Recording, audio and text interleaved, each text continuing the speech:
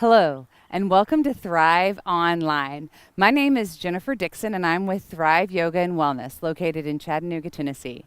Today, we are going to break down the most basic standing pose in the yoga world, basically. In Ashtanga Yoga, it's generally called Samasthiti. In flow classes, you might hear it called Tadasana, and you also might hear it called mountain pose. I almost said Samasthiti again. That wouldn't make sense. So what it is it's standing at attention.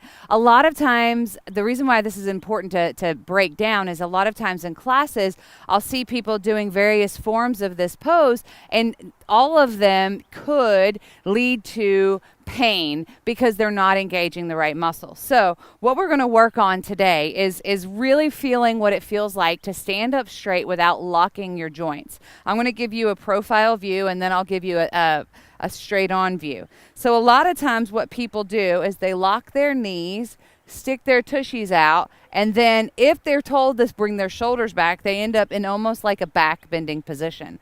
Alternatively, you'll see that same locked knee thing, tushies out, slumping over.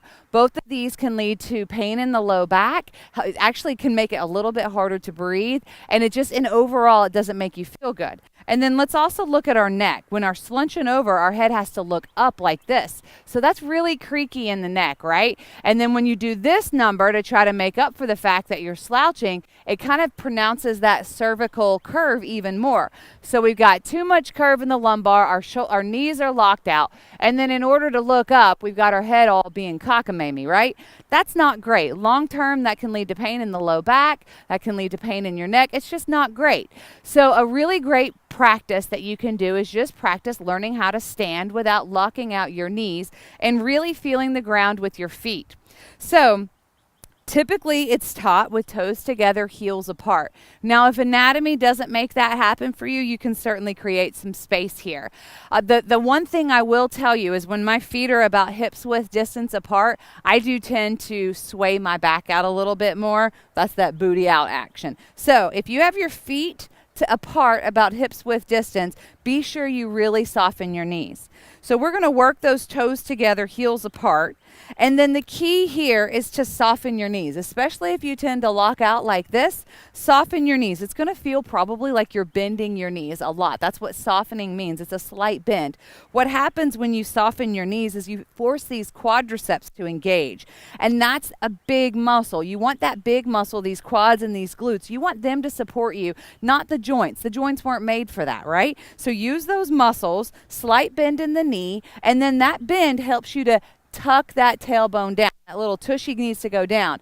So a lot of times we do this little sway back, not great for your low back. That also encourages you to disengage the abdominals. When you soften the knees, tilt the tailbone down, you suddenly have to use those belly muscles a little bit more in order to stand upright. In yoga, when you've engaged these core muscles, that belly button to spine action, that's called Uddiyana Bandha. That's that transverse abdominal engagement. But then what you want to be sure to do is when you suck the belly button in, you don't flare those ribs out. It took me forever to understand what flaring the ribs out meant because it just didn't seem like a natural term. Basically, what it means is when you have your ribs sticking out a whole bunch. And that happens a lot when you're compensating for poor posture. Shove the shoulders back, the ribs come out. So if you can bring the ribs in, sometimes people call that knitting them in, soft knees, quads engaged, tailbone down, belly in, drawing those ribs into the belly, into the body, but then watch, see how my shoulders naturally wanted to round forward. That's not great. So keeping all that same stuff strong, toes together, heels apart, knees soft, tailbone down, belly in. Now think chest is proud.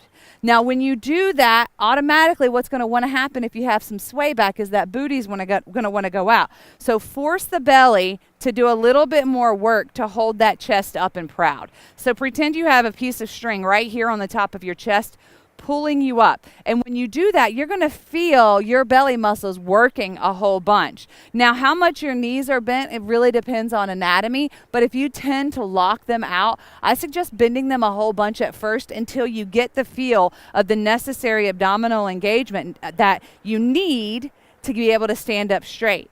Now we're going to rest our hands down softly to the side, palms facing forward. Now watch my shoulders. They're rounding. I'm going to pull them up and then down and away. In order to keep that tailbone down and the chest up and proud, the belly has to work a whole bunch. But check it out. Now my spine is straight. This is good for the low back. I tend to sway out a lot. So if I can keep that belly button engaged, see how much I have to bend my knees in order to keep my belly and tailbone down, my belly engaged and my tailbone down. If you don't tend to have the same kind of curves, you might be able to keep your knees a little bit straighter. And this is also indicative of weakness in my lower abdominals. I'm still bringing that back. So, shoulder, and then that space between the shoulders. Chest is proud. It's just like your mother and grandmother always told you to do. Now, a lot of times you hear this cue, string at the top of the head pulling you up. What I find often happens when you do that is people jut that chin out. That's not great for the neck. Check my neck. It's now all hinging really funny here in the cervical. That's not good at all. So think about a slight tuck in of the chin. We're not talking like we're losing the chin, going to do that double chin nonsense. It's just a slight tuck. What that does is it enables the top of your head to reach up high and your neck can keep that natural curve. So here I am in a Samasthiti mountain pose for Tadasana. My hands are soft, shoulders are back away from the ears.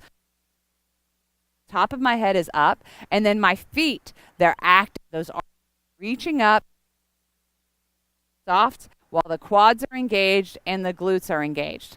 Now I'm going to give you a view here from the front. So toes together, heels slightly apart. Remember, you can do this with your feet about hips width distance apart, keeping all the other cues the same. Knees soft, bellies in, tailbones down.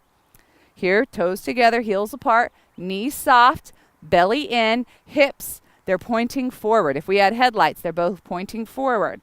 Hands are soft to the side, shoulders come up, down, away, and back.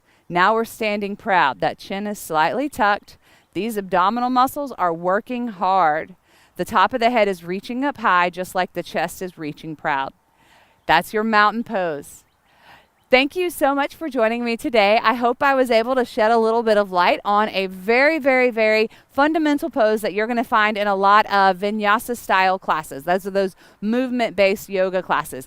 Believe it or not, this is a really hard pose, especially as you try to retrain yourself. Did you see that? I immediately went to locking my left knee, which is not good, right? For that whole spine, everything's locked into my hips. So it's a really great way to practice learning how to stand with engagement, learning how to not let your knees get locked out, learning how to use these big muscles to keep you stable. Because remember, if you use the big muscles, these big belly muscles, big legs, and glute muscles, that's going to support your spine. And with back injuries, back pain being one of the highest recorded problems, that's I think the most recent stat, that's the biggest reason why people call out of work is back pain. If we can start to work on the muscles to support the spine, maybe we can eliminate some of that back pain.